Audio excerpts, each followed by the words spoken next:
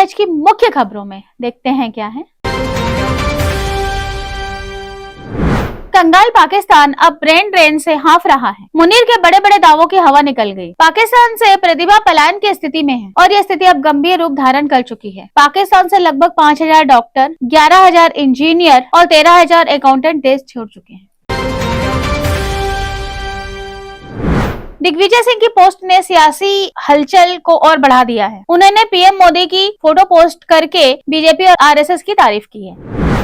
AICC के बाद आपने तारीफ जो की है एआईसीसी के बाद, मैं संगठन का पक्षधर हूँ, आरएसएस और मोदी जी का विरोधी हूँ।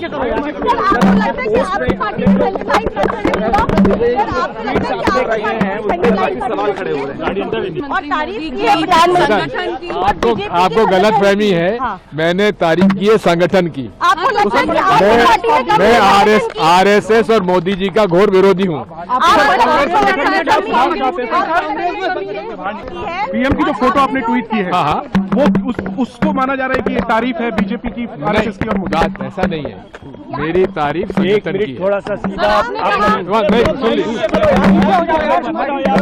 मैंने संगठन की तारीफ की है और मैं आरएसएस का और मोदी जी का, उनकी नीतियों का घोर विरोधी था, हूँ और रहूंगा। कांग्रेस संगठन में किस सुधार की जरूरत है? कांग्रेस में कैसे सुधार की जरूरत है? विकेंद्रीकरण होना चाहिए। किसने कहा आपको? आप डिसेंट्रलाइजेशन की बात किसने करें, कहा? आपने संगठन को लेकर सवाल उठाए। ऐसी बात आपने भी तो संगठन को लेकर काफी सारे सवाल उठाए। आपने कहा राहुल गांधी को कन्विंस करना मुश्किल है। जी एक बात सुनिए, जो मुझे कहना था मैंने CWC की बैठक में कह दिया। ठीक है सर, आपको सोशल मीडिया पर लिखने की क्या जरूरत पड़ी इतने वरिष्ठ नेता को? क्या लीडरशिप वरिष्ठ नेताओं की भी नहीं सुनती है? नहीं, संगठन को मजबूत करना, उसका तारीफ करना क्या बुरी बात है? तो आप मानते हैं उदाहरण बिल्कुल नहीं। क्या सर केसी वेणुगोपाल की नाकामी है कि कांग्रेस संगठन में? क्या केसी वेणुगोपाल पर आप सवाल उठा रहे हैं? संगठन महासचिव किसने उठाए? जो कांग्रेस संगठन को लेकर जो आप बात कर रहे हैं, pragmatic decentralized functioning, what do you mean by that? What I said. कथावाचक धीरेन्द्र शास्त्री सरकारी विमान से आज रायपुर पहुंचे। मंत्री खुशवंत भी साथ में दिखे। टीआई ने जूते और टोपी उतारकर उनके पैर छुए। रायपुर विमानतल से उतरते हुए धीरेन्द्र शास्त्री के पैर छूने वाले टीआई को एसपी ने लाइन अटैच कर दिया है। अभी फिलहाल उनकी नई नियुक्ति नहीं की गई है। कांग्रेस बोली कि ये खजाने की डकैती है। कथावाचक धीरेन्द्र शास्त्री जी को लाने के लिए सरकारी विमान का उपयोग किया गया और पुलिस के अधिकारी ने जो संवैधानिक दायित्वों को दरकिनार करके जो मर्यादा का उल्लंघन किया है, ये तो बेहद आपत्तिजनक है। आस्था और संवैधानिक दायित्व में फर्क होता है। वहाँ उनको सुरक्षा के लिए ड्यूटी लगाया गया था। आस्था उनका निजी मामला था, पर सार्वजनिक तौर पर अगर कानून अधिकारों को दरकिनार किया जाए तो एक गलत संदेश जाता है। वो ढोंगी है, केवल पैसा बटोरने आता है। ये स्टेटमेंट है पूर्व मुख्यमंत्री भूपेश बघेल का। उन्होंने ये बात धीरेन्द्र शास्त्री के लिए कही है। धीरेन्द्र शास्त्री के खिलाफ बुरी तरह बौखलाए हुए भूपेश बघेल ने आगे क्या कहा, आइए देखते हैं इस वीडियो में। दूसरे प्रदेश में जाके बोल के बताएं भूपेश बघेल को विदेश चल देना चाहिए। ये धीरेन्द्र शास्त्री शब्द है ना। और क्या यही संत महात्मा के शब्द होते हैं? ऐसे ही होते हैं संत। हनुमान जी, अरे उसका जन्म नहीं हुआ था तब से हम हनुमान चालीसा पढ़ रहे हैं। कल का बच्चा है, क्या उम्र है उसकी? हैं? मेरा बेटा भी उससे बहुत 10 साल 12 साल बड़ा है। उसके बाप भी शायद मेरे उम्र से छोटे होंगे। वो मुझे हनुमान चालीसा के बारे में बताएंगे।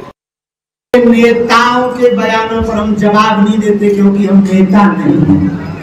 और फिर भी हम एक बात जरूर कहना चाहेंगे कि हिंदू जोड़ना, हनुमान जी की भक्ति का प्रचार करना, राष्ट्रवाद के प्रति जगाना यदि अंधविश्वास है तो जिन्हें ये अंधविश्वास लगता है उन्हें देश छोड़ देना चाहिए। अब वर्तमान में तो छत्तीसगढ़ का हिंदू जगने लगा।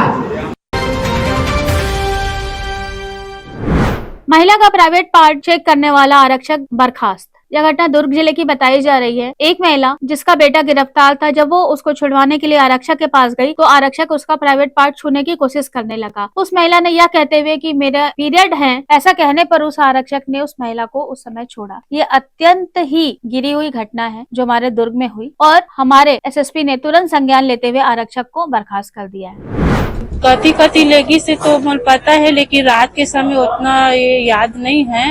लेकिन वहाँ लेके ना अपन सीने से लगाई से, सीना उनर भी पकड़ी से, अंदर भी हाथ डाली से, थोड़ा से बैठी से, फिर मैं बोले सिर धो सर करके बोले हूँ, फिर अंदर हाथ डाल के छू के फिर छोड़ दी से।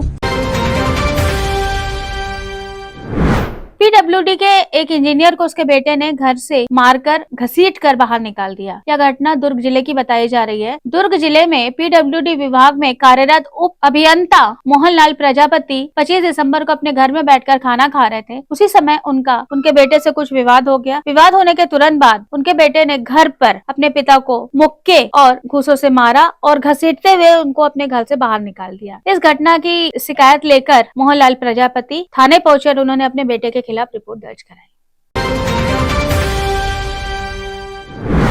इसी तरह की न्यूज के लिए हमारे साथ बने रहिए। हमारे चैनल को लाइक सब्सक्राइब कीजिए। न्यूज T20 से पूर्णिमा।